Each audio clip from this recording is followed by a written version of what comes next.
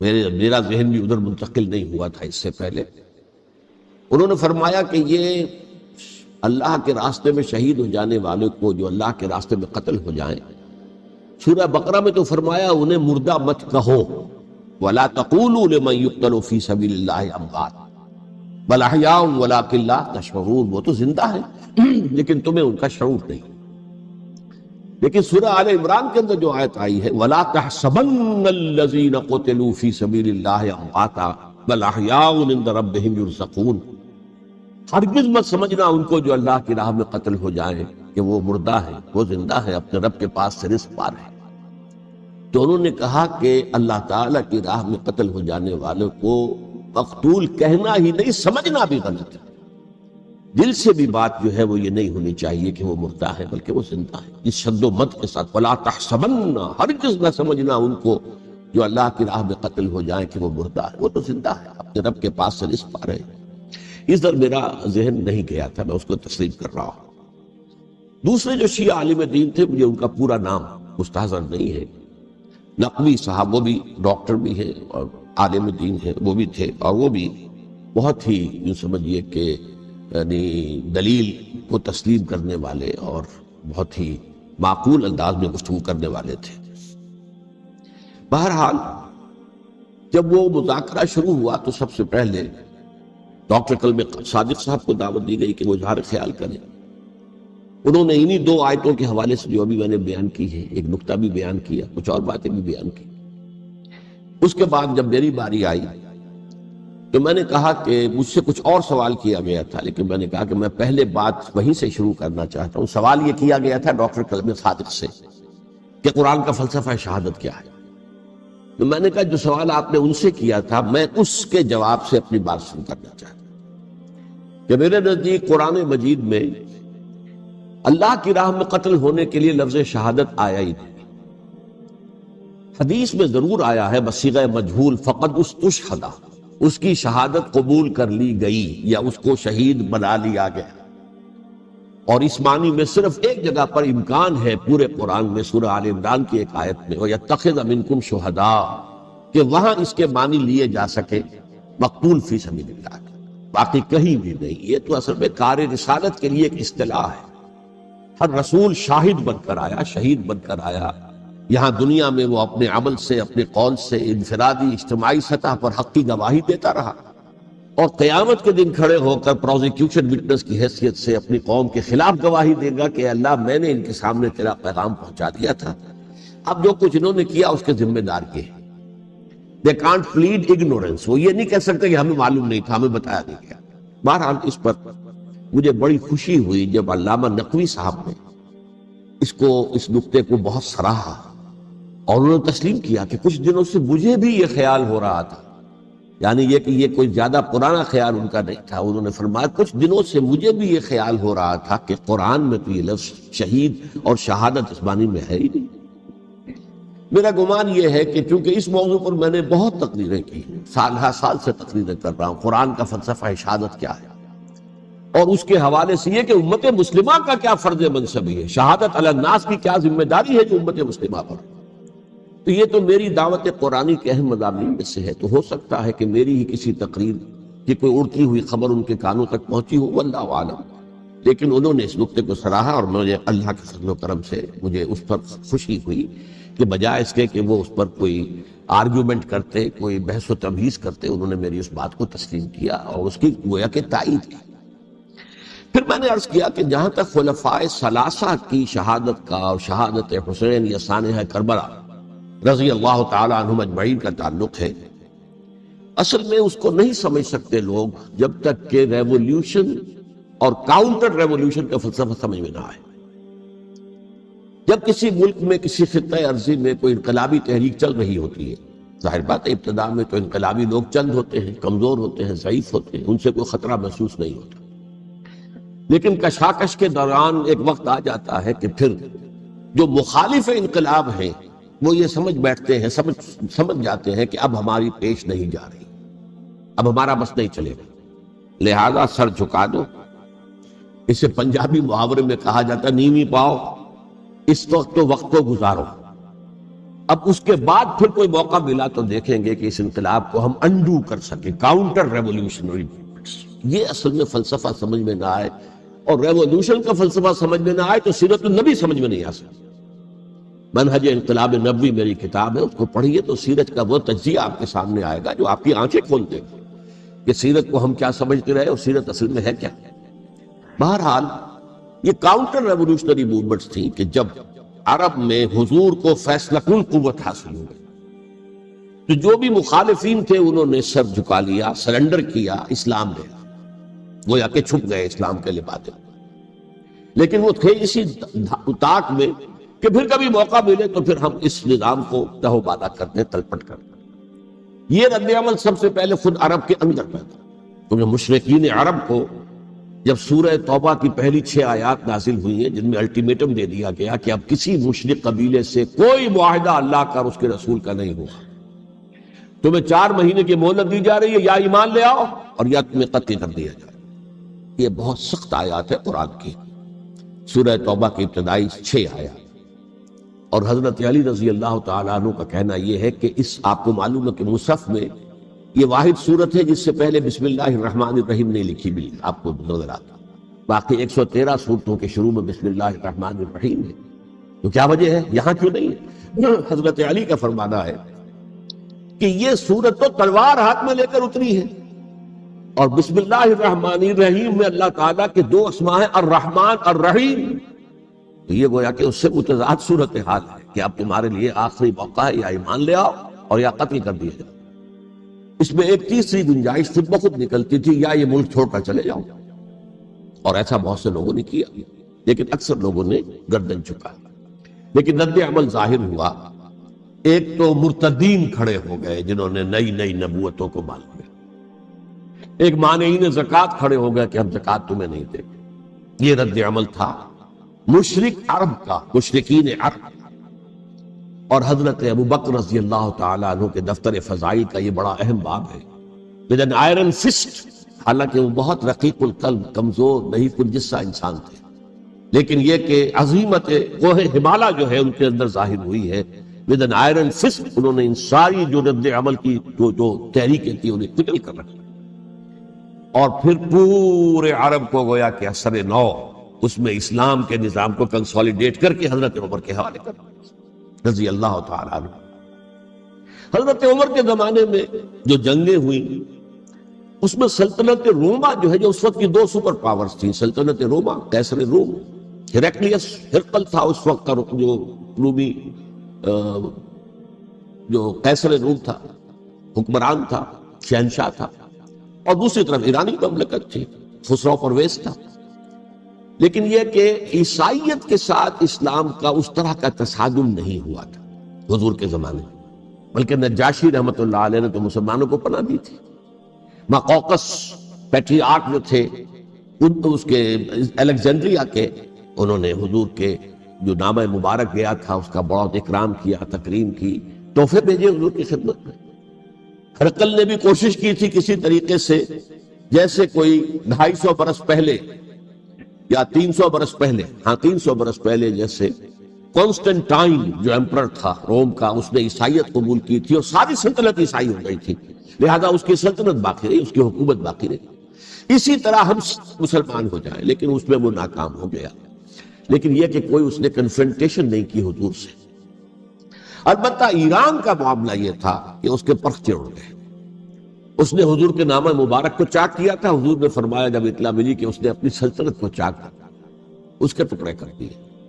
بہرحال وہاں رد عمل شدید تھا، اور ایرانی جان لیجئے کہ ان کے اندر بہت سٹرونگ نیشنلزم ہے، آج بھی ہے سٹرونگ نیشنلزم، لہذا ان کے ہاں رد عمل شدید تھا۔ ان کی تو سلطنت ختم ہو گئی، نسیہ منسیہ ہو گئی، وجود نہیں رہا۔ لہذا وہاں سے جو کاؤنٹر ریولوشن شروع ہوا ہے وہ پھر ہرمزان جو ایک بہت بڑا جرنیل تھا، اس نے بڑی عیاری کے ساتھ اپنی جان بچائی تھی۔ یہ بڑا دلچسپ واقعہ ہے کہ وہ یعنی کنڈیمڈ تھا اسلامی حکومت کی طرف سے، خلافت کی طرف سے، کہ وہ جہاں بھی پایا جائے اس کو قتل کرنا ہے۔ حضرت عمر کی عدالت میں لا کے پیش کیا گیا، حضرت عمر نے کہا یہ واجب القتل ہے، قتل کر دو اس کو۔ اس نے کہا اچھا مجھے ذرا پانی پلا دیجیے۔ حضرت عمر نے فرمایا ٹھیک ہے بھائی پانی لاؤ، پانی دے دیں۔ پانی کا کٹورا کہ مجھے پہلے ضمانت دیجیے کہ جب تک میں یہ پانی نہ پی لوں مجھے قتل نہیں کیا جائے گا۔ ہاں ہاں ہمارا وعدہ۔ اس نے وہ کٹورا پھینک دیا پانی کا، کرو مجھے قتل کیسے کرو گے، میں نے وہ پانی تو نہیں پیا۔ اس سے اپنے آپ کو بچایا۔ بہرحال آپ اختلاف کر سکتے ہیں کہ حضرت عمر کو اس عذر کو قبول نہیں کرنا چاہیے تھا، لیکن بہرحال ان کی اپنی مروت اور شرافت تھی کہ اپنے وعدے کا پاس کیا۔ اس کی سازش سے ابو لولو فیروز اس نے حضرت عمر کو شہید کیا۔ یہ گویا کہ دوسری کاؤنٹر ریولوشنری موومنٹ تھی۔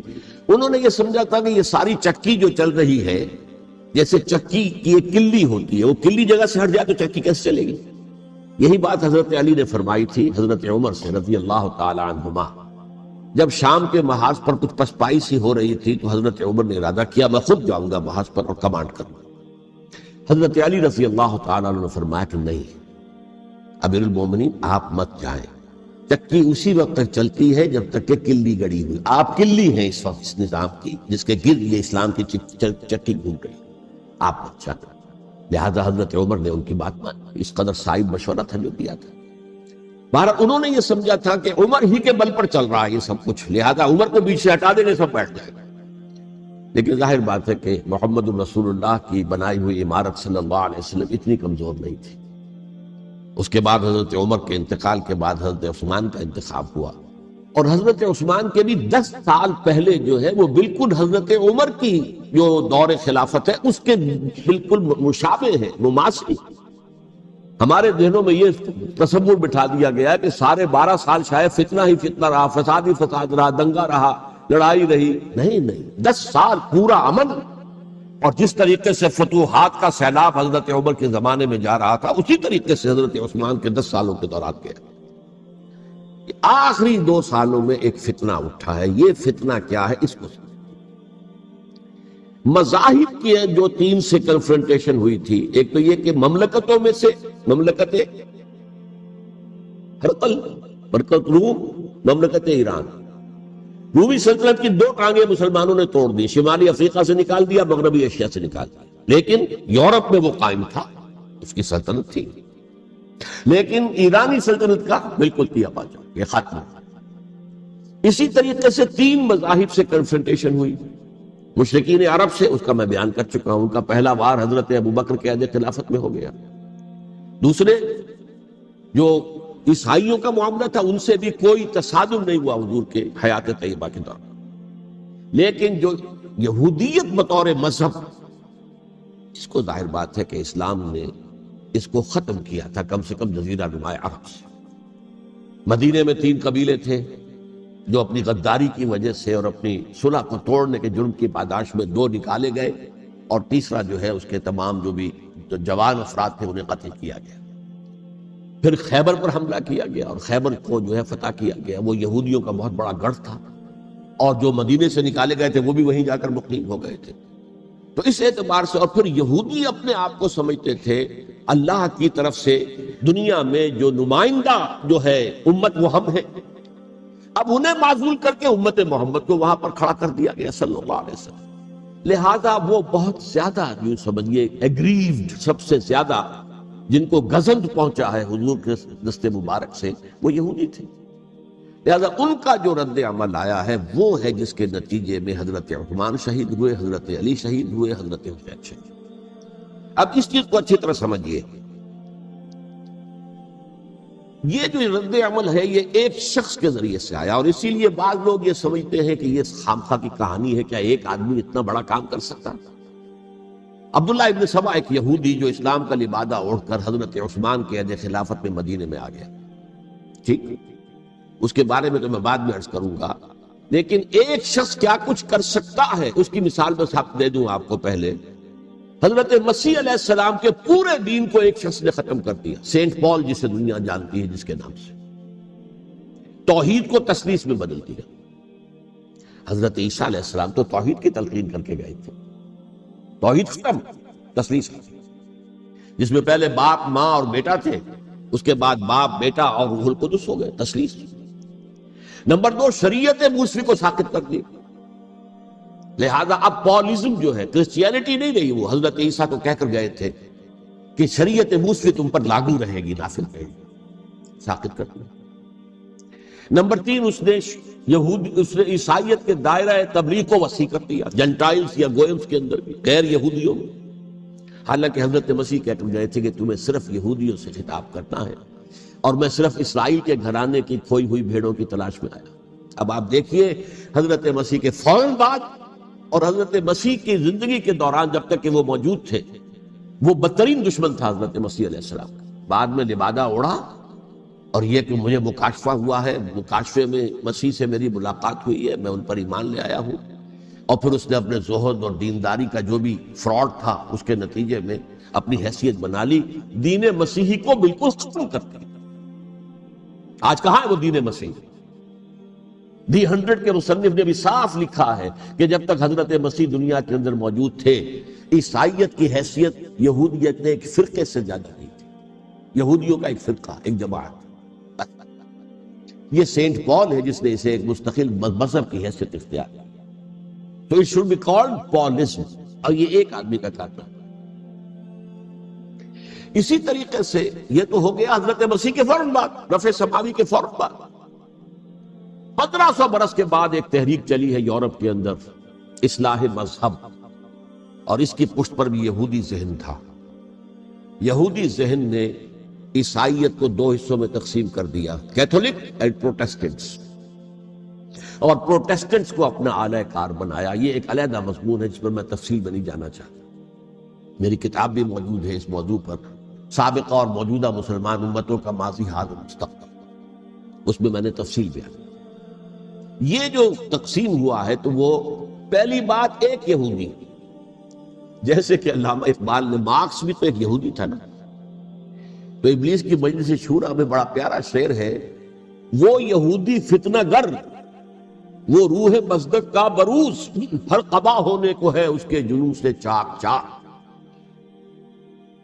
یہ ایک یہودی فتنہ گر مارکس نے وہ تصور دنیا کو دیا جس نے عظیم انقلاب برپا کیا روس کے اندر، بولشوک ریولوشن، اور جو پھر آدھی دنیا تک پھیل گیا۔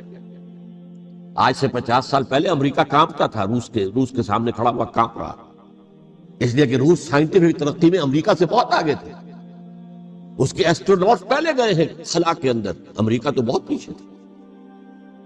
بہرحال اس نے جس طریقے سے USSR کا خاتمہ کرایا ہے وہ ایک علیحدہ بات ہے، میں اس وقت اس طرف نہیں جانا چاہتا، لیکن جان لیجئے کہ وہ ایک شخص کا کارنامہ، وہ یہودی فتنہ گر، وہ روح مصدق کا بروز، ہر قبا ہونے کو ہے اس کے جنون سے تار تار۔ اسی طرح وہ عبداللہ ابن سبا یہودی فتنہ گر۔ آج اہل تشیع میں سے بعض حضرات کہتے ہیں کہ یہ عبداللہ ابن سبا یہ تو افسانوی شخصیت ہے، اس کی حقیقت کوئی تھی ہی نہیں، حالانکہ ان کی اپنی کتاب میں رجال کشی کے اندر اس کا ذکر موجود ہے، اور یہ بھی موجود ہے کہ حضرت علی رضی اللہ تعالیٰ عنہ نے اپنے عہد خلافت میں اسے زندہ جلوایا ہے۔ اس کی وجہ کیا تھی؟ یہ آیا مدینے کے اندر اسلام کا لبادہ اوڑھ کر، اس نے چند عقیدوں کی اشاعت شروع کی۔ سب سے پہلے حضرت علی تو خدا ہیں، گاڈ انکارنیٹ، اوتار کا تصور، جیسے ہندوؤں میں ہے رام چندر جی خدا کا اوتار، اور عیسائیت میں بھی پہلے گاڈ انکارنیٹ کا تصور تھا کہ حضرت مسیح خدا کا اوتار، انکارنیشن آف گاڈ۔ تو اس نے کہا کہ حضرت علی تو خدا کا اوتار ہے، خدا ہے۔ نمبر 2، اس نے کہا کہ ہر نبی کا ایک وصی ہوتا ہے جس کے حق میں وہ وصیت کرتا ہے، تو حضور صلی اللہ علیہ وسلم کی وصی حضرت علی ہے، لہذا خلیفہ تو اول روز سے حضرت علی ہیں، حضرت ابو بکر، حضرت عمر، حضرت عثمان یہ تو غاصب ہے، اور حضرت عثمان کی خلافت تھی اس وقت تو خاص طور پر۔ پھر اس نے جو قبائلی عصبیت تھی اسے بھڑکایا۔ پرانی جو عصبیت چل رہی تھی قریش کے اندر، وہ 2 گھرانے ایک دوسرے کے بدلے مقابل تھے۔ دیکھیے ایک ہوتا ہے قبیلہ، ایک ہوتا ہے گھرانہ۔ ہمارے پنجاب میں ایک قبیلہ ہے وٹو قبیلہ، اس کے گھرانے بہت سے، مانے کے، لالے کے، سجے کے، شامت کے، یعنی کوئی لالا تھا ان میں سے بڑا، ان کے بیٹے ہو گئے لالے کے، ان کی اولاد، خاندان یہ کہلاتے ہیں۔ قبیلہ ایک، یہ وٹو قبیلہ۔ تو قبیلہ تھا قریش، اس میں گھرانے بہت تھے، بنو ہاشم، بنو امیہ، بنو تیم، بنو عدی، یہ بہت سے گھرانے تھے۔ تو چوٹی کے 2 گھرانے جو تھے وہ بنو ہاشم اور بنو امیہ، ان کے درمیان چپقلش تھی، مقابلہ، مسابقت۔ اور یہ مسابقت فی الخیر بھی ہوتی تھی، اگر انہوں نے غریبوں کو کھانے کھلائے ہیں تو ہم ان سے بڑھ کر کھلائیں گے، اگر وہ حاجیوں کی خدمت کرتے ہیں تو ہم ان سے بڑھ کر کریں گے۔ تو ان کے اندر یہ مسابقت فی الخیر بھی تھی، لیکن چپقلش تھی کہ کوئی ہم سے آگے نہ نکل جائے، وہ سمجھتا تھا وہ آگے نہ نکل جائے۔ پر اس شخص نے اس پرانی عصبیت کو تازہ کیا کہ حضور تو بنو ہاشم میں سے تھے، لہذا خلافت حق ہے بنو ہاشم، یہ غاصب ہیں۔ اس سے پہلے دو خلفاء جو تھے وہ نہ بنو ہاشم سے تھے نہ بنو امیہ سے تھے۔ حضرت ابوبکر بنو تیم میں سے تھے، چھوٹا قبیلہ تھا۔ حضرت عمر بنی عدی میں سے تھے، وہ بھی چھوٹا قبیلہ تھا۔ یہ حضرت عثمان پہلے خلیفہ جو بنو امیہ میں سے تھے، جن کی پرانی چپقلش بنو ہاشم سے تھی۔ اب اس کو موقع مل گیا کہ پرانی قبائلی عصبیت کو بھڑکائے۔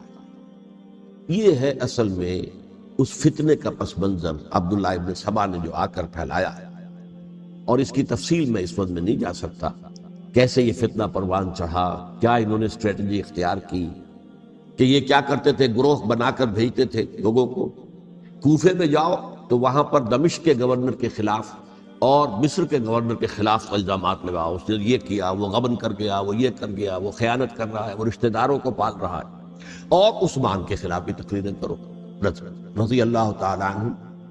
دمشق میں جاؤ تو کوفے کے گورنر کے خلاف، کیونکہ دمشق کے گورنر کے خلاف بات کرو گے تو لوگوں کو معلوم ہوگا کہ یہ جھوٹ بول رہے ہیں، لیکن یہ کہ وہاں تو تم بات کرو کوفے کے گورنر کے خلاف اور مصر کے گورنر کے خلاف اور حضرت عثمان کے خلاف۔ مصر میں جاؤ تو بات کرو کوفے کے اور شام کے گورنر کے خلاف اور حضرت عثمان کے خلاف۔ یہ انہوں نے ایسا اٹھایا، اور اس زمانے میں آپ کو معلوم ہے ذرائع رسل و رسائل تھے نہیں، نہ اس فتنے کی پتہ چل سکا جب تک کہ وہ فتنہ جو ہے پوری طرح برگو بار لا کر تراور درخت نہیں بن گیا۔ اس کے نتیجے میں حضرت عثمان رضی اللہ تعالیٰ عنہ شہید، اور خلیفہ پھر حضرت علی رضی اللہ تعالیٰ عنہ کو انہی سوائیوں نے، جنہوں نے گھیراؤ کیا تھا، جنہوں نے حضرت عثمان کو شہید کیا ہے، یہی حضرت علی رضی اللہ تعالیٰ عنہ کے ارد گرد ہو گئے۔ اور حضرت علی رضی اللہ تعالیٰ عنہ بھی نہیں چاہتے تھے خلافت کی بیعت لینا، لیکن آخر کیا کرتے؟ کیا وہ امت کو بغیر خلیفہ کے چھوڑ دیتے؟ حضرت زبیر سے کہا گیا، انہوں نے نہیں مانا، رد کر دی بات۔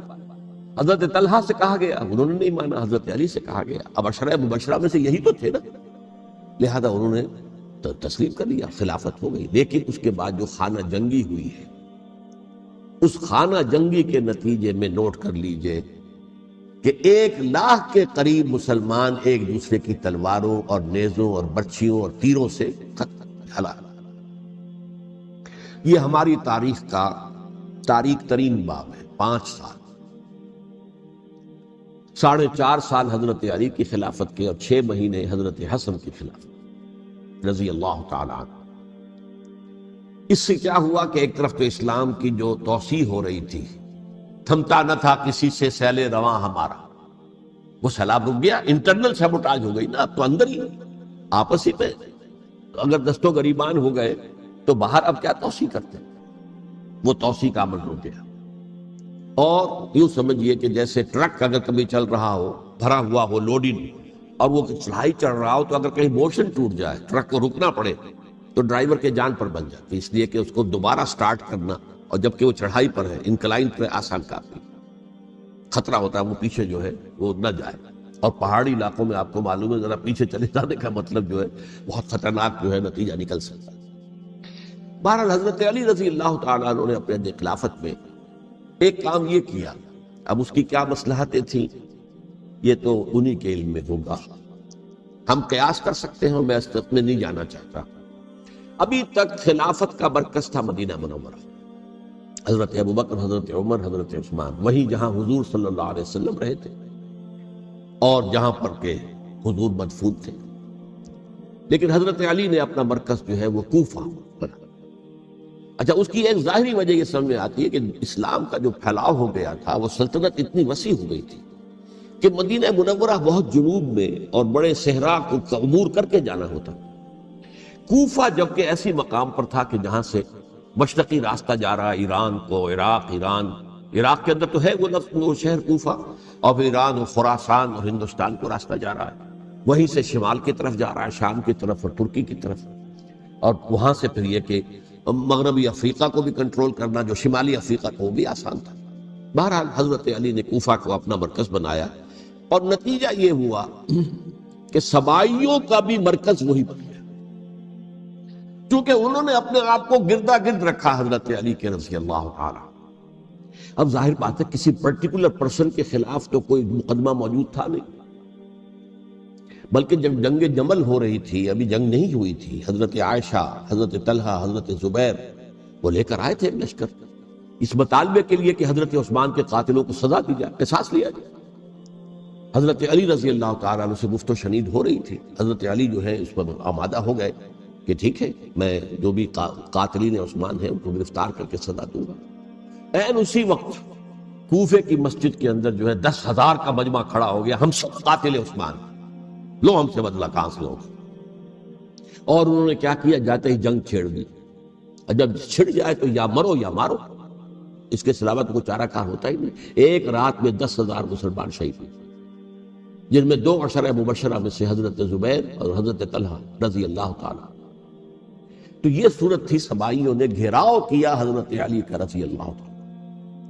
حضرت معاویہ دعوے دار نہیں تھے خلافت کے، قطعاً نہیں، ان کا صرف ایک دعویٰ تھا، اور وہ یہ تھا کہ عثمان کے قاتلوں کو گرفتار کرو، یا خود سزا دو یا ہمارے حوالے کرو، ہم اس سے قصاص لیں گے۔ اس لیے کہ قبیلہ بنو امیہ کا تھا اور حضرت امیر معاویہ بنو امیہ میں سے، تو ایک خاندانی طور پر جو ہے ہم قصاص لیں گے ان سے جنہوں نے قتل کیا ہے حضرت عثمان۔ لیکن یہاں ظاہر بات ہے کہ حضرت علی رضی اللہ تعالیٰ عنہ کی طرف سے مطالبہ یہ ہوتا تھا تم پہلے میری بیعت کرو، میرے ہاتھ مضبوط کرو تاکہ میں ان کے خلاف کوئی اقدام کر سکوں۔ لیکن انہیں یہ اندازہ تھا کہ اگر میں نے بیعت کی تو ظاہر بات ہے کہ حضرت علی تک پہنچنے سے پہلے پہلے مجھے گردن اڑا دیں گے یہ، اس لیے کہ سبائی جو ہے وہ آپ کو گھیرے ہوئے۔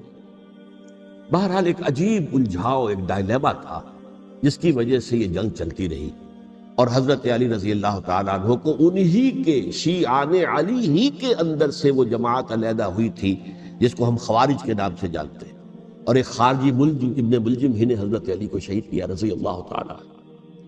پھر حضرت حسن رضی اللہ تعالیٰ عنہ، اب دیکھیے کس قدر صحیح بات تھی جو حضرت علی رضی اللہ تعالیٰ عنہ نے فرمائی جب ان سے کہا گیا کہ کیا ہم آپ کے بیٹے حسن کے ہاتھ پر بیعت کر لیں رضی اللہ تعالیٰ عنہ۔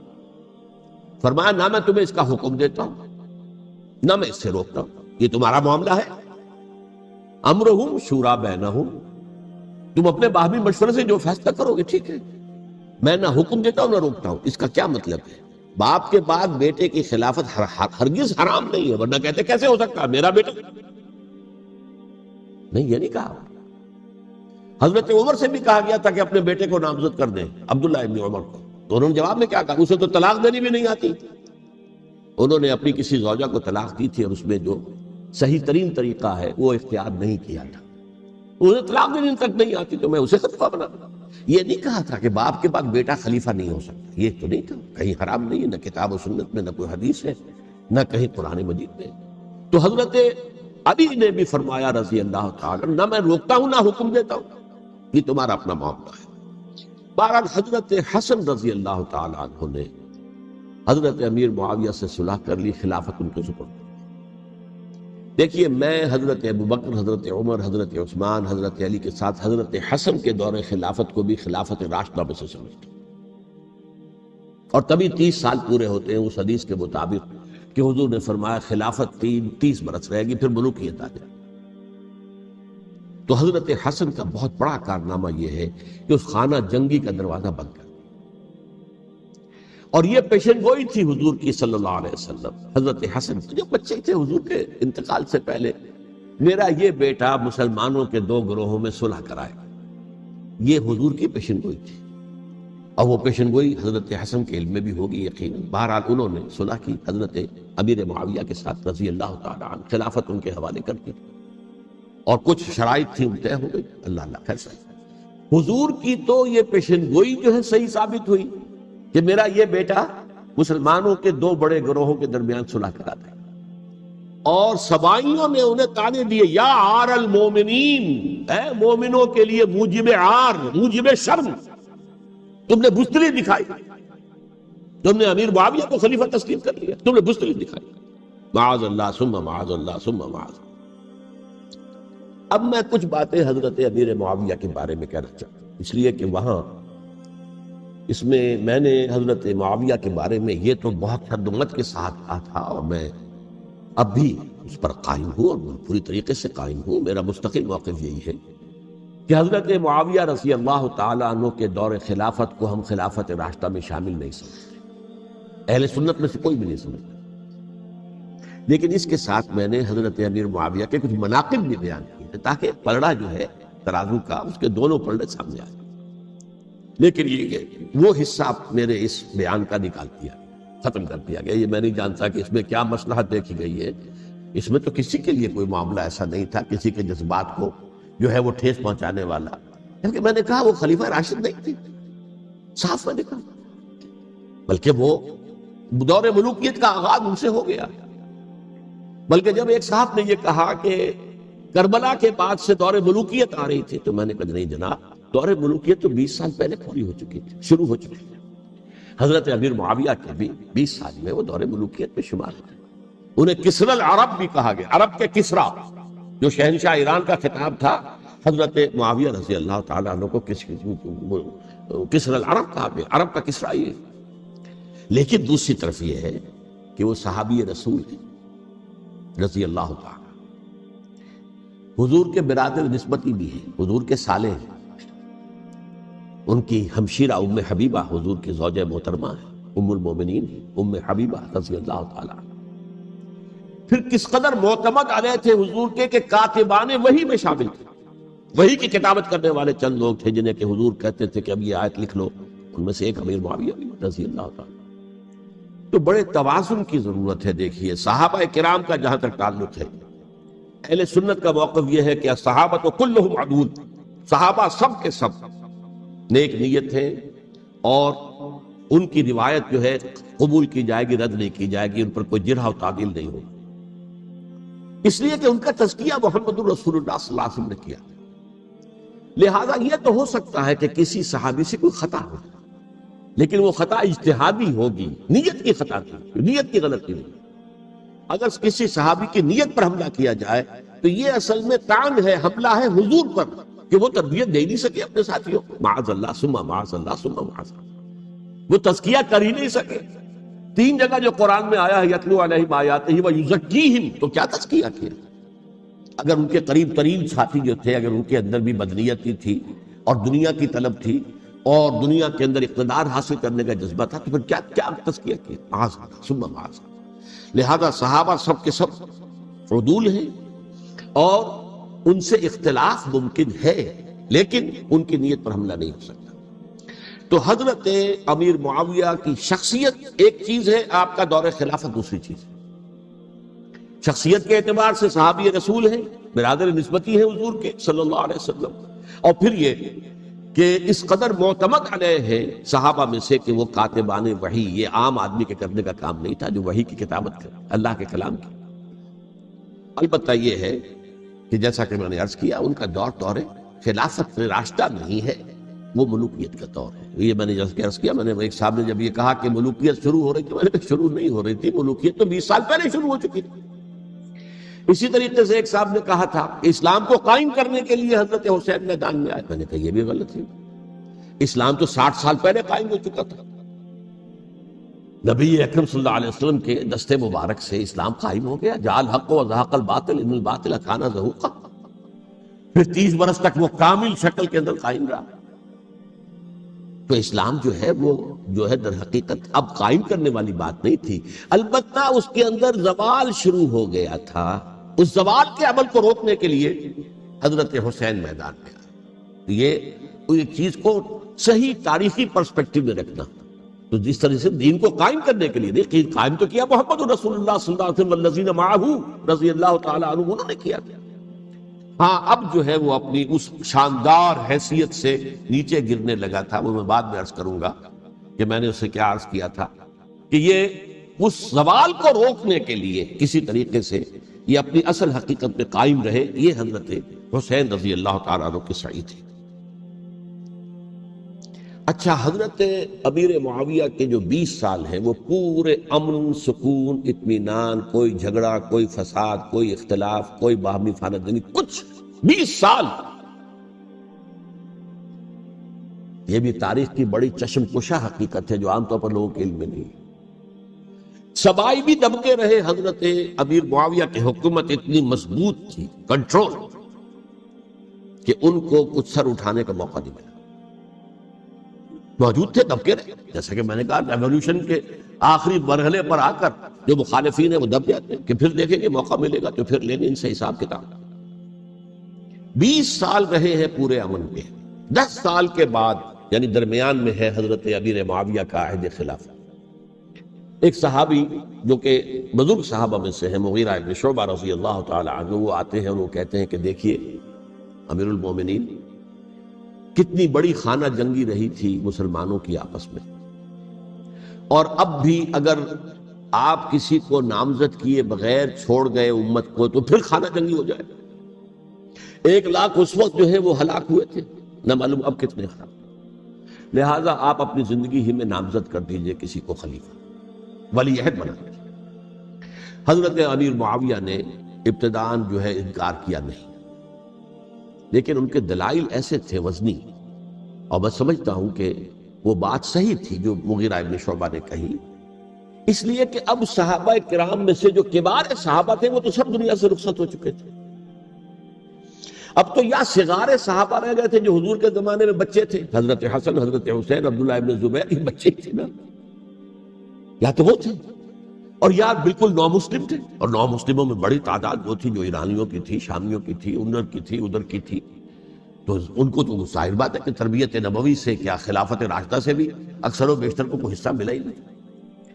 تو اس صورت میں اب وہ اعلیٰ ترین معیار پر حکومت کے نظام کو قائم کرنا ممکن نہیں ہے۔ کوئی قبائلی عصبیت جب تک حکومت کی پشت پر نہیں ہوگی، حکومت مستحکم نہیں۔ یہ گویا کہ ایک جس کو کہتے ہیں کہ حقیقت بینی، واقعیت پسندی، ایک آئیڈیالزم ہے اور ایک ریئلزم ہے کہ آپ فیکٹس آن دی گراؤنڈ کو غور کریں، سوچیں اس کے اوپر اور پھر کوئی فیصلہ کریں۔ اس اعتبار سے پھر حضرت امیر معاویہ نے بات مان لی اور بیعت لے لی لوگوں سے حضرت یزید کے لیے کہ یہ خلیفہ ہوں گے میرے بعد، اس کو ولی عہدی کہتے ہیں۔ اچھا، اس وقت 5 افراد ایسے تھے کہ جنہوں نے اس سے اختلاف کیا۔ یہ بات بہت اہم ہے۔ میرا کتابچہ ہے سانحہ کربلا، اس کے کچھ نسخے آج یہاں ہوں گے، آپ لوگ پڑھیے اسے غور سے اور پھیلائیے تاکہ حقیقت سامنے آئے۔ 5 افراد کون تھے جو ہونے چاہیے؟ ابو بکر فوت ہو گئے، ان کے بیٹے عبد الرحمن ابن ابی بکر۔ عمر فوت ہو گئے، ان کے بیٹے عبداللہ ابن عمر۔ عباس فوت ہو گئے، ان کے بیٹے عبداللہ ابن عباس۔ زبیر فوت ہو گئے، ان کے بیٹے عبداللہ ابن زبیر۔ اور حضرت حسن جو ہے ان کا انتقال ہو چکا تھا، حضرت علی کے بیٹے حضرت حسین رضی اللہ تعالی عنہ مجمعین۔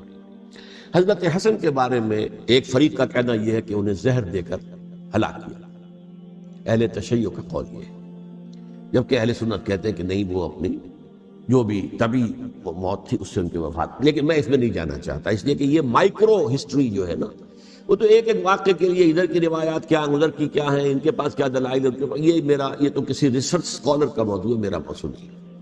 لیکن بہرحال یہ 5 حضرات تھے جنہوں نے ولی عہدی کی بیعت نہیں کی، لیکن حضرت معاویہ اتنے حلیم الطبع انسان تھے، انہوں نے جبر نہیں کیا، کوئی تشدد نہیں کیا۔ ٹھیک ہے، ولی عہدی کی بیعت نہیں کر رہے، کوئی بات نہیں، میری بیعت تو کی ہوئی ہے نا، ابھی تو میں زندہ ہوں، بات ختم ہو گئی، میری بیعت کو تو نہیں توڑا انہوں نے، فسخ بیعت نہیں کی۔ اس اعتبار سے انہوں نے نہ کوئی تشدد کیا، نہ جبر کیا، نہ کوئی مواخذہ کیا۔ لیکن جب امیر معاویہ کا انتقال ہو گیا، اب ولی عہدی کی بجائے وہ اب خلافت کی بیعت کی، سب لوگوں نے بیعت کر لی۔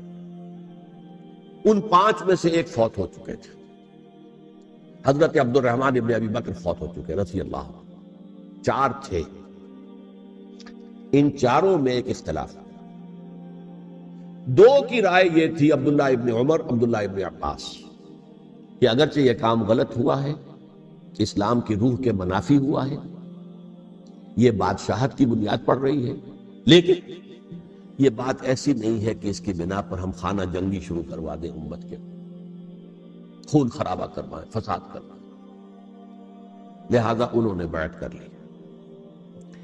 اب کوئی اگر یہ کہے معاذ اللہ کہ وہ بک گئے تھے یزید کے ہاتھ میں معاذ اللہ ثم معاذ اللہ. وہی بات آپ اختلاف کر سکتے ہیں کہ انہیں نہیں کرنی چاہیے تھی، یہ کوئی رائے رکھے، مجھے اختلاف نہیں، لیکن ان کی نیت پر حملہ کریں گے تو حملہ محمد رسول اللہ پر ہوگا صلی اللہ علیہ وسلم. عبداللہ ابن عمر کون ہیں؟ کتنی حدیثیں ان سے جو ہے وہ منقول ہیں. عبداللہ ابن عباس کون ہیں؟ جنہیں حضور نے جو ہے جن کے لیے دعا کی تھی، اے اللہ فقہہ فی الدین وعلمہ التاویل، اے اللہ اس نوجوان کو دین کا فہم عطا کر اور قرآن کی تعویل اور تفسیر کا علم عطا کر. حبر الامہ کہلاتے ہیں. وہ کہیں پیسوں اور ٹکوں کے عوض بھی جانے والے نہیں تھے، انہوں نے امت کی مصلحت دیکھی. نیت جو ہے اس پر حملہ نہ کیجیے، البتہ اختلاف کا حق آپ کو حاصل. دو حضرات جو ہے ڈٹے رہے کہ نہیں، ہمیں کم وقت میں ریزسٹ کرنا ہے. عبداللہ ابن زبیر عمر کے اعتبار سے وہ بڑے ہیں. مسلمانوں میں سب سے پہلے ولادت مدینے میں جا کر جو ہوئی ہے وہ عبداللہ ابن زبیر کی ہوئی ہے. ہجرت کر کے جب مہاجرین وہاں پہنچے، کچھ عرصے تک کسی کے ہاں کوئی اولاد نہیں ہوئی، تو لوگوں نے تانے دینے شروع کر دیے کہ معلوم ہوتا ہے کہ یہاں آ کر یہ مکے کے رہنے والے جو ہے کمزور ہو گئے ہیں، ان کی ہاں اولاد ہی نہیں ہو رہی. پھر عبداللہ ابن زبیر کی ولادت ہوئی ہے. یہ حضرت ابو بکر کے نواسے ہیں، حضور کی زوجہ محترمہ حضرت عائشہ کی بہن، حضرت دیکھیے ابھی نام نکل گیا ہے جی، حضرت اسماء رضی اللہ تعالی عنہا عنہما، یہ ان کے ساتھ آتے ہیں، حضرت زبیر کے بیٹے. ان کا فیصلہ ہوا کہ ہمیں رجسٹ کرنا ہے کم وقت میں ایٹ اینی کاسٹ. حضرت حسین ابن علی رضی اللہ تعالی عنہما کا بھی فیصلہ ہوا کہ ہمیں رجسٹ کرنا ہے کم وقت میں. البتہ ان میں بھی ایک اختلاف ہو گیا، یعنی یہ دو تو جڑے رہے، ان دو میں اختلاف ہو گیا. عبداللہ ابن زبیر کا کہنا یہ تھا کہ ہمیں حجاز میں رہنا چاہیے، یہ سرزمین ہے جس میں نبوت کی برکات سب سے زیادہ ہے، یہاں ہم مضبوط قلعے کے اندر ہیں، ہمیں یہاں سے جو ہے رجسٹ کرنا چاہیے اور ختم کرنا چاہیے اس نظام کے اندر جو خرابی آ گئی ہے. حضرت حسین رضی اللہ تعالیٰ عنہ کے پاس خطوط کا تانتا بنا ہوا تھا، کوفے سے لوگ خط لکھ رہے تھے، آئیے آئیے آئیے، ہم آپ کے ہاتھ پر بیعت کریں گے، ہم آپ کے ہاتھ پر بیعت کریں گے، ہم آپ کے ہاتھ پر بیعت کریں گے. یہی وہ کوفہ جو حضرت علی کا دارالخلافہ رہا تھا اور جو پھر سبائیت کا گڑھ بن گیا تھا. چنانچہ حضرت حسین نے حضرت مسلم بن عقیل کو بھیجا وہاں پر کہ میرے نمائندے کی حیثیت سے جا کر وہاں پر بیعت لو. 10-12 ہزار افراد نے بیعت کر لی. لیکن اس کے بعد یزید کی طرف سے گورنر بنا کے بھیجا گیا ابن زیاد کو. ابن زیاد نے آ کر جو تشدد کیا اور سختی کی تو سب کے سب بیعت توڑ کر اور سب منحرف ہو گئے.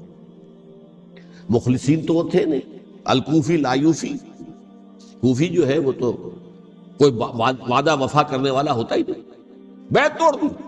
فمن نقص فانما ينقص على نفسه، بیعت کے بعد بیعت توڑ دینا بہت بڑا گناہ، توڑ دی. ادھر اطلاع مل گئی حضرت حسین کو، چل چکے تھے، وہ راستے میں تھے کہ وہاں تو مسلم بن عقیل شہید ہو گئے اور سب لوگوں نے بیعت توڑ دی. اب واپس جانا چاہتے تھے لیکن مسلم بن عقیل کے بیٹے جو ہے اڑ گئے. یہ عرب کی اپنی ایک جو ہے پرانی ان کی حمیت اور ان کا قبائلی نظام کہ اب ہم اپنے والد کے خون کا قصاص لیے بغیر نہیں کریں. حضرت حسین رضی اللہ تعالیٰ عنہ کی مروت اور شرافت، یہ میرا ساتھ دینے کے لیے آئے تھے، اب میں ان کا ساتھ نہ دوں تو یہ تو شرافت اور مروت کے خلاف ہے. اچھا چلو چلتے. وہاں جا کر بھی عین اپنے میدان کے اندر بھی حضرت حسین رضی اللہ تعالیٰ عنہ نے 3 چیزیں پیش کی ان کوفیوں کے لشکر کے خلاف. سب سے بڑا لشکر کے اندر سب سے بڑے تو کوفی تھے جنہوں نے بیعتیں کی ہوئی تھی حضرت حسین کے ساتھ. دیکھو مجھے جانے دو واپس حجاز کی طرف، یا مجھے سرحدوں پر بھیج دو تاکہ میں کافروں کے ساتھ جنگ کرتے ہوئے اپنی جان دے دوں، یا مجھے یزید کے پاس جانے دو، میں اپنا معاملہ اس سے طے کر لوں. لیکن کوفیوں کو یہ گوارا نہیں تھا. اگر یہ یزید کے پاس پہنچ گئے تو ہمارا کچا چٹھا بیان کر دیں گے کہ مجھے تو ان لوگوں نے برگلا کر بلایا تھا. اس لیے کہ دیکھیے حضرت امیر معاویہ کے 20 سالوں کے دوران میں بتا چکا ہوں ان کی حکومت اتنی مستحکم تھی کہ اس کے خلاف کوئی فتنہ اٹھانا ممکن نہیں تھا. اب کیونکہ ایک چینج اوور ہوا تھا، اور چینج اوور میں آپ کو معلوم ہوتا ہے کہ ایک جس کو کہتے ہیں every thing is in the melting پاٹ، ابھی تو یہ درمیان کے اندر معاملہ ہے. تو انہیں موقع ملا، سر اٹھایا حضرت حسین رضی اللہ تعالیٰ عنہ کو، جو خطوط لکھے جس کے کہ تھیلے کے تھیلے اور بوریوں کی بوریاں بھری ہوئی حضرت حسین کے ساتھ تھی. وہ کہا کہ آئیے ہم آپ سے بیعت کریں گے، انہوں نے نہیں مانا۔ اور اصل میں حضرت حسین کے قاتل وہ کوفی ہیں، وہ بزدل، وہ منافق، جنہوں نے بیعت کر کے بیعت توڑی، اور اب وہ آ گئے کہ اگر یہ حسین رضی اللہ تعالیٰ عنہ بچ کر کہیں یزید کے پاس پہنچ گئے تو پھر ہمارا کچا چٹھا جو ہے وہ سامنے آ جائے گا اور ہماری پھر شامت آ جائے گی۔ لہذا انہوں نے قتل کیا حضرت حسین کو رضی اللہ عنہ۔ ایک بات جو علامہ ڈاکٹر کلب صادق نے فرمائی، اور میرے علم میں یہ بات پہلے نہیں تھی، وہ یہ کہ حضرت حسین کے قتل کا فتویٰ ایک بہت بڑے مفتی نے دیا۔ یہ بات بھی ذرا سمجھ لیجیے، حضرت حسین رضی اللہ تعالیٰ عنہ کے قتل کا فتویٰ ایک بہت بڑے مفتی نے دیا۔ کیوں دیا تھا؟ اس لیے کہ حضور کی احادیث موجود ہیں کہ جب ایک شخص کی ایک خلیفہ کی بیعت ہو جائے تو دوسرا اگر کھڑا ہو تو اسے قتل کرتا، کھلی حدیث۔ اسی لیے ایک بہت بڑے مفسر بھی ہیں، فقیہ بھی ہیں، قاضی ابن العربی رحمۃ اللہ علیہ۔ ایک ابن عربی ہیں، الف لام کے بغیر، ابن عربی، وہ بہت بڑے صوفی ہیں، فلسفی ہیں، اندلس کے ہیں۔ یہ قاضی ابن العربی ہیں جنہوں نے قرآن کی ایک تفسیر لکھی ہے اس اعتبار سے کہ صرف ان آیات کی تفسیر جن سے کہ فقہی احکام جو ہیں ان کا استنباط ہوتا ہے۔ یہ دو تفسیریں اس طور سے لکھی گئی ہیں قرآن مجید کی، احکام القرآن ان کا نام ہے دونوں کا، جن میں سے ایک جو ہے قاضی ابن العربی کی ہے۔ ان کا ایک جملہ نقل ہوتا ہے، قتل الحسین بسیف جدہ، حسین قتل ہو گئے اپنے ہی نانا کی تلوار سے۔ وہ تلوار کیا تھی؟ جب کسی کی بیعت ہو چکی ہو پھر کوئی کھڑا ہو مدعی خلافت۔ میرے نزدیک حضرت حسین مدعی خلافت نہیں تھے، یہ بات اس وقت سامنے لوگوں کے نہیں آئی، بلکہ حکومت نے یہ باور کرا دیا کہ یہ تو باغی ہے، یہ مدعی ہے خلافت کے۔ انہوں نے تو دعویٰ نہیں کیا خلافت، وہ تو صرف اس عمل کو روکنے کے لیے میدان میں آئے تھے۔ اور اس بات کو اچھی طرح سمجھ لیجئے کہ اس وقت تک یہ جو تصور آج ہمارے پاس ہے کہ ریاست علیحدہ ہے، حکومت علیحدہ ہے، state of Pakistan, we are loyal to the state of Pakistan, ہم ریاست پاکستان کے وفادار ہیں، گورنمنٹ آف پاکستان کے وفادار نہیں ہیں، we are not loyal to the government. Government تو کبھی بے نظیر کی تھی، ہم اس کے خلاف تحریک چلا رہے تھے، یا کبھی کسی اور کی تھی اس کے خلاف تحریک چل رہی ہے، یا کبھی ضیاء الحق کی تھی اس کے خلاف تحریک چل رہی ہے۔ گورنمنٹ کو بدلنا تو عوام کا حق ہے، آج، اس وقت نہیں تھا۔ اس وقت ریاست اور حکومت کا کوئی فرق نہیں تھا، لہذا جو حکومت سے اختلاف کرے گویا کہ باغی ہے۔ یہ ہے اصل میں وہ پیچیدہ مسئلہ کہ کیوں کسی مفتی نے فتویٰ دے دیا، اس لیے کہ اس وقت تک ریاست اور حکومت کا فرق واضح نہیں تھا دنیا پر۔ یہ تو ابھی کوئی 100-150 سال کی بات ہے کہ آج ہمارا جو پولیٹیکل سائنس کا ایولیوشن ہوا ہے وہ اس اسٹیج تک پہنچ گیا ہے کہ اسٹیٹ علیحدہ ہے، حکومت علیحدہ ہے۔ حکومت تو اسٹیٹ کے 3 آرگنز میں سے ایک آرگن ہے، ایڈمنسٹریشن حکومت کی ہے، جوڈیشری ہے اور لیجسلیچر ہے، 3 آرگنز ہیں بڑے بڑے، ان میں سے ایک ہے۔ تو حکومت کو بدلنا تو عوام کا حق ہے، چاہے وہ ووٹ کے ذریعے بدلے، چاہے ایجیٹیشن، اگر پرامن ایجیٹیشن ہے اس سے حکومت کو بدلنے کا حق حاصل ہے دستوری طور پر ہر اعتبار سے۔ اس وقت یہ نہیں تھا، لہذا صورتحال یہ بن گئی کہ حکومت وقت نے باور کرا دیا مسلمانوں کو، ورنہ سوچئے نواسۂ رسول کو قتل کرنا کوئی آسان کام تھا۔ آخر سب کلمہ گو تھے کہ نہیں تھے؟ کلمہ گو تو تھے نا، اور حضور سے عقیدت و محبت میں کمی، لیکن یہ کہ فتویٰ اگر ایک بہت بڑے مفتی کا، جو کہ حضرت علامہ ڈاکٹر کلب صادق صاحب نے فرمایا، مجھے اس مفتی کا نام بھی معلوم نہیں، کہ ایک مفتی ہی کا فتویٰ تھا جس کے بنا پر اب ان لوگوں نے حضرت حسین کو قتل کیا، اور یہی وجہ ہے کہ انہوں نے پھر خیموں کو بھی آگ لگا دی۔ وائی؟ حالانکہ دیکھیے اگر دشمنی کا انتقام ہوتا تو حضرت علی بن حسین جو بیمار تھے، جو بعد میں زین العابدین رحمت اللہ علیہ کے نام سے پھر یہ اہل تشیع کے چوتھے امام معصوم ہیں، حضرت علی، حضرت حسن، حضرت حسین، اور پھر حضرت علی بن حسین زین العابدین رحمت اللہ علیہ، کیا ان کو بھی قتل کرتے تھے؟ حضرت حسین کی نسل ختم ہو جاتی، لیکن نہیں کیے۔ آگ کیوں لگائی؟ آگ اس لیے لگائی کہ وہ جو ڈاکومنٹری پروف ہے ہماری غداری کا، یزید کے خلاف حضرت حسین کو جو ہم نے دعوت دی، وہ جو ڈاکومنٹری پروف خطوط کی شکل میں موجود ہے وہ ختم ہوتا ہے، ڈسٹرائے ہوتا ہے۔ اس کے لیے انہوں نے خیموں میں آگ۔ بہرحال یہ ہے تاریخی پس منظر، یہ اسی سبائی فتنے کا تسلسل ہے جس نے سب سے پہلے حضرت عثمان کی جان لی رضی اللہ تعالیٰ۔ 5 سال تک مسلمانوں میں خانہ جنگی رکھی، حضرت علی کو پھر شہید کیا، اور اس کے بعد جو ہے 20 سال حضرت امیر معاویہ کے تو سر نہیں اٹھا سکے، لیکن پھر جب ایک چینج اوور ہو رہا تھا تو اس وقت انہوں نے موقع غنیمت سمجھا کہ اب کھڑے ہو جاؤ اور اب دوبارہ ایک فتنہ جو ہے اس کو امت کے اندر پیدا کر دو۔ اچھا، اس معاملے میں ایک بات جو میں نے وہاں کہی کہ ہمارے ہاں شاعرانہ جو مبالغہ آمیزی ہے، یہ میری گفتگو کا حصہ انہوں نے حذف کر دیا ہے۔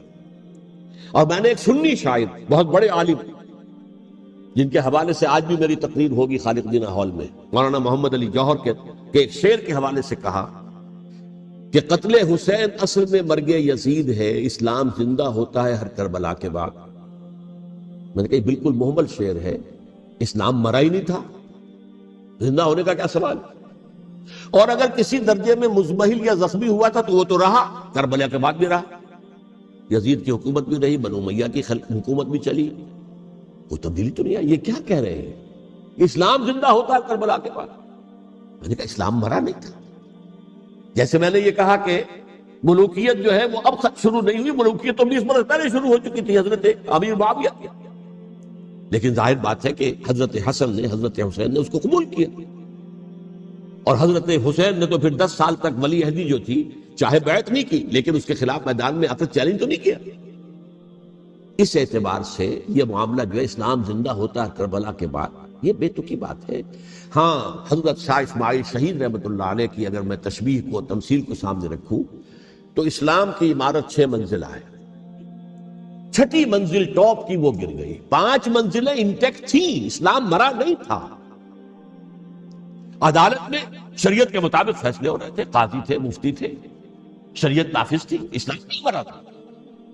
جبکہ خود کہہ رہے ہیں علامہ کلب صادق کے ایک مفتی کے فتوے سے حضرت حسین کو قتل کیا گیا۔ اب وہ مفتی کی رائے، اس کی بدنیتی ہو، جو بھی ہو، وہ جانے، اللہ جانے، لیکن عام مسلمان کیا کریں؟ اس پہلو سے اسلام مرا نہیں تھا۔ ہاں، ایک منزل گر گئی تھی، وہ گری رہی، 1000 برس تک گری رہی، یہاں تک کہ آ کر مغربی امپیریلزم نے اس کے گرایا، ملوکیت کا معاملہ ختم کیا، اور وہ جبرین ملوکیت دوسری آ گئی، ورنہ وہی بادشاہی چلی ہے۔ بلکہ دور بنو امیہ میں وہ بادشاہی پوری طرح اس نے بالوں پر نہیں نکالے تھے، اصل بالوں پر تو اس نے نکالے ہیں دور بنو عباس میں آ کر، اور پھر سلاطین جو ہے ترک، جو ترک خلفاء ہیں، ان کا بھی بادشاہت تھی، اور کیا تھا، وہ خلافت تو نہیں تھی۔ تو یہ تو اسلام میں جو بھی نقص واقع ہو گیا تھا، کمی واقع ہو گئی تھی، وہ جو کی تو برقرار ہے، اس کو بھی تسلیم کیا۔ میں اللہ کا شکر ادا کر کے کہتا ہوں کہ دونوں حضرات، دونوں شیعہ دانشور اور بڑی اعلیٰ سطح کے جو شیعہ عالم تھے، انہوں نے اس بات کو تسلیم کیا اور میری اس بات کو چیلنج نہیں کیا۔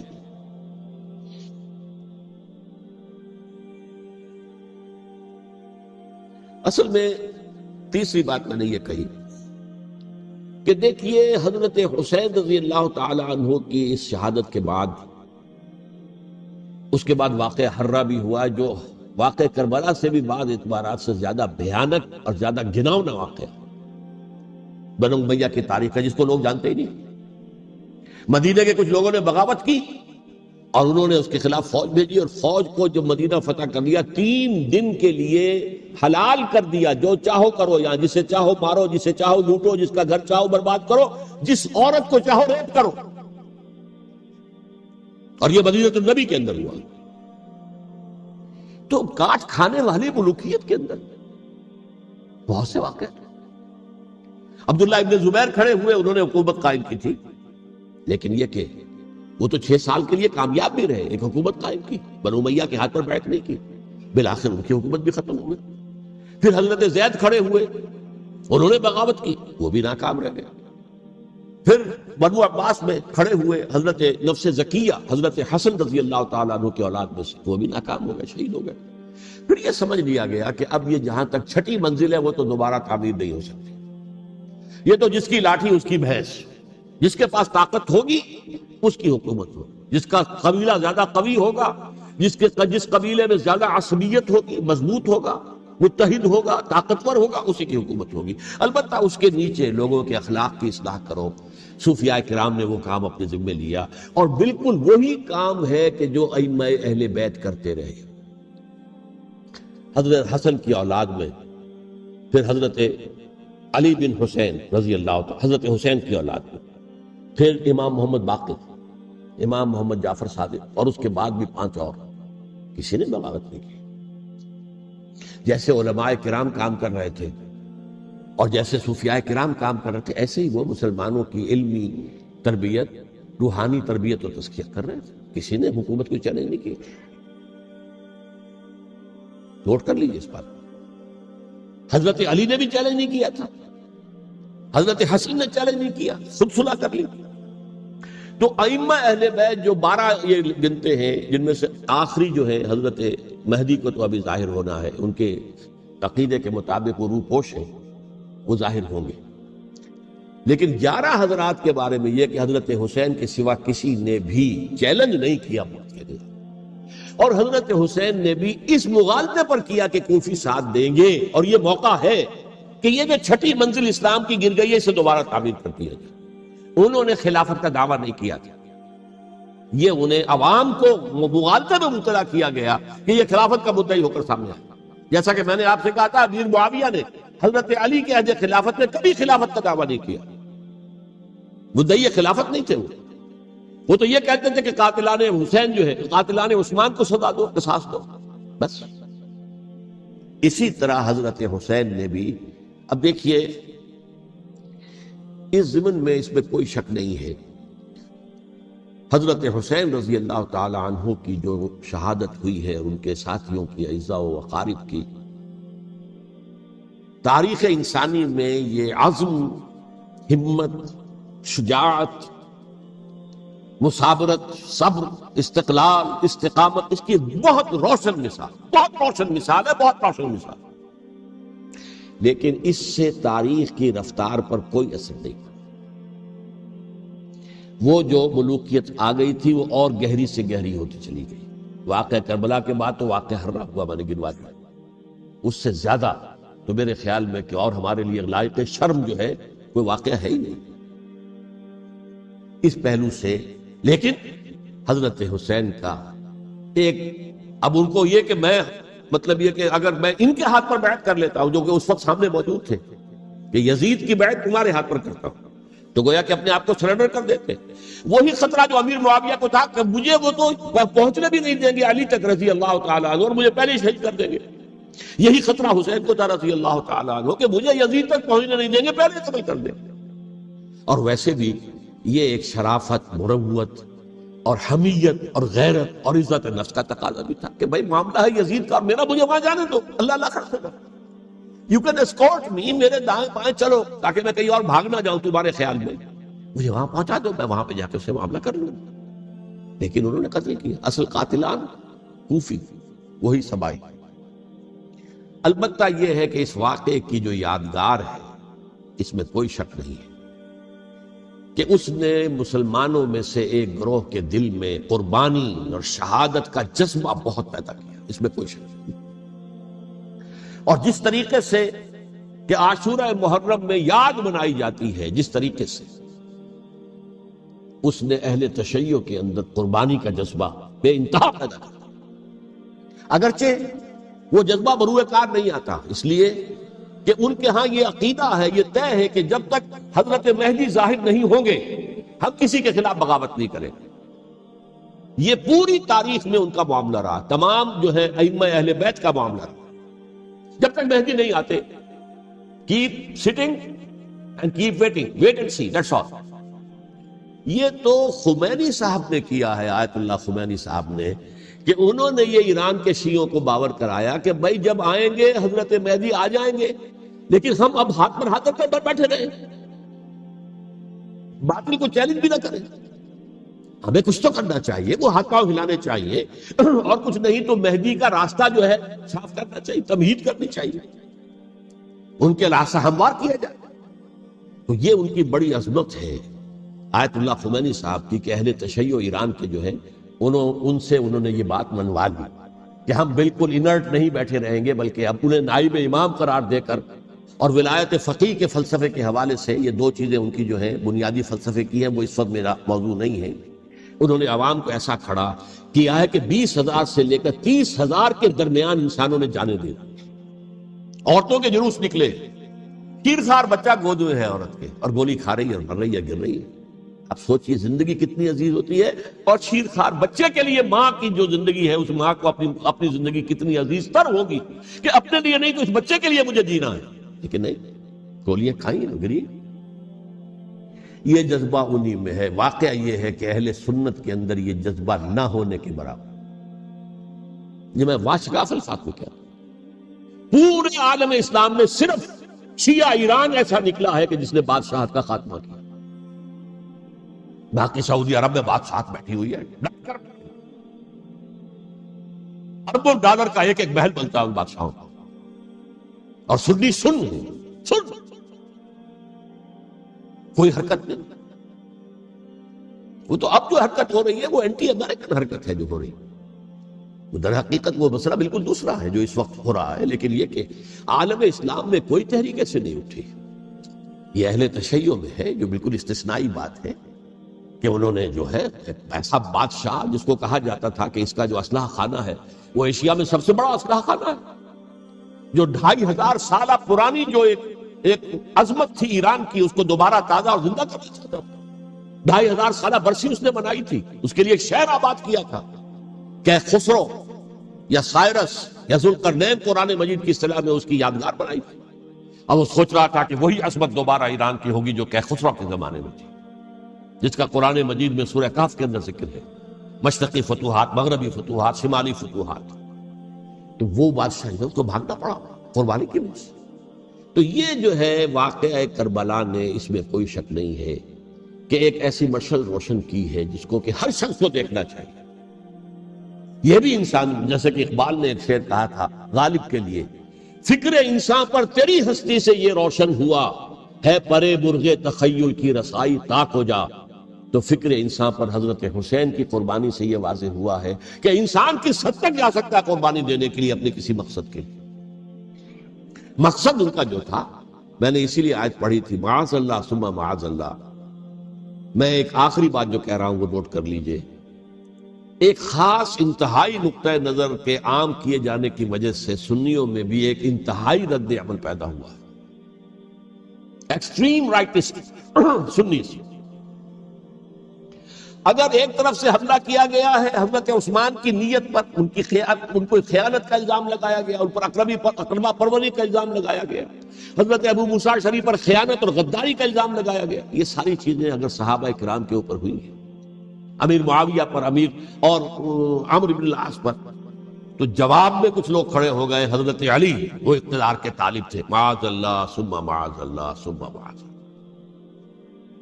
یہ اہل سنت کا موقف نہیں۔ حضرت حسین اقتدار کے طالب تھے، ہرگز نہیں، ہرگز نہیں، ہرگز نہیں۔ وہی اصول جو میں نے بتایا تھا سب کے لیے لاگو رہے گا، وہ امیر معاویہ کے لیے ہے تو حضرت علی کے لیے بھی، حضرت حسین کے لیے بھی ہے۔ کہ نیک نیت ہے، آپ ان کی کسی رائے سے اختلاف کر سکتے ہیں لیکن ان کی نیت پر حملہ نہیں کریں گے۔ نیت پر حملہ کریں گے آپ کا ایمان بالرسالت جو ہے وہ مجروح ہو جاتا ہے۔ یہ رسول کے ساتھ بھی، رسول نے ان کا تزکیہ کیا، یتلو علیہم آیاتہ ویزکیہم، اس کا سارا عمل محمد کا کیا ہوا صلی اللہ علیہ وسلم۔ تو صحابی کے معاملے میں یہ ہمارے ہاں ان کو اہل سنت جو ہے جو معتدل مزاج کے، اور اکثریت ان کی، یہ تو چند لوگ ہیں، ذرا قلم چلا لیتے ہیں تو ان کی بہت سی کچھ چھوٹی چھوٹی کتابیں بھی شائع ہو گئی ہیں بہت، لیکن انہیں اہل سنت نے قرار دیا ناسبی یا خارجی۔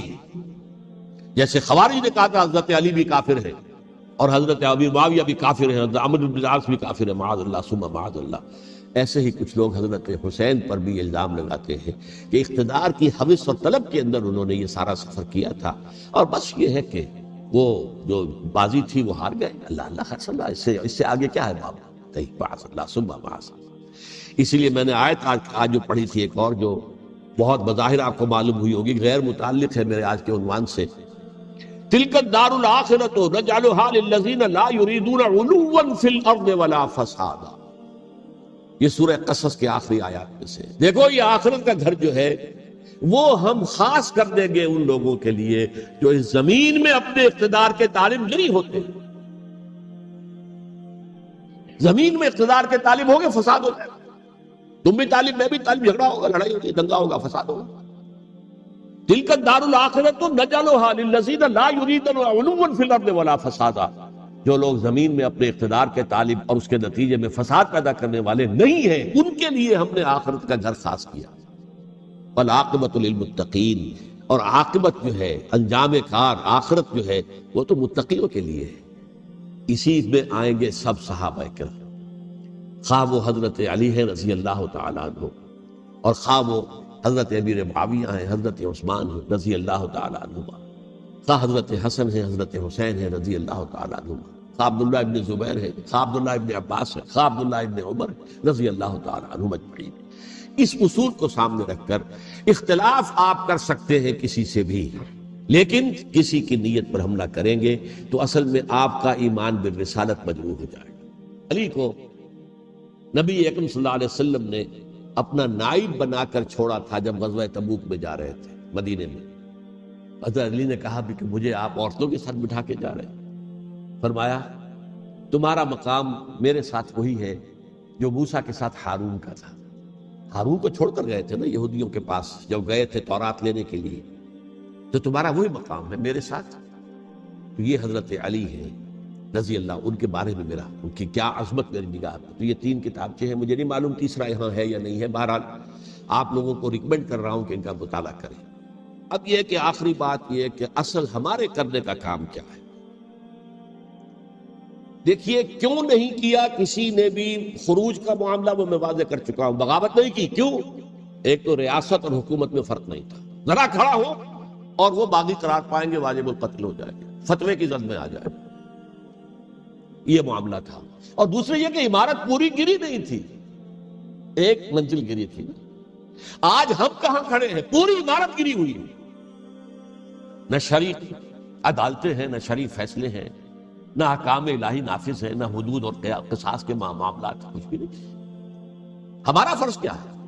حضرت حسین کی مدح کرتے رہیے، تعریف کرتے رہیے، صحابہ کرام کی مدح کرتے رہیے، مدح صحابہ، اس کے لیے مجلسیں قائم ہو رہی. بھائی کر کیا رہے ہو؟ تھے تو آبا وہ تمہارے ہی، مگر تم کیا ہو؟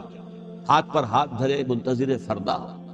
تلک امۃ قد خلت لہا ما کسبت ولکم ما کسبتم. وہ تو ایک امت تھی جو چلی گئی، اللہ کے ہاں پہنچ گئے.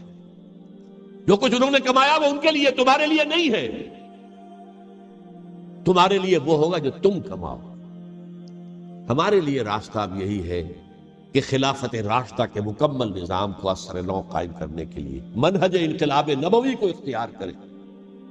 میری کتاب اس پر، کیسٹس اس پر، آڈیو کیسٹس، ویڈیو کیسٹس، سی ڈیز، نہ معلوم ڈی وی ڈی، سب کچھ موجود.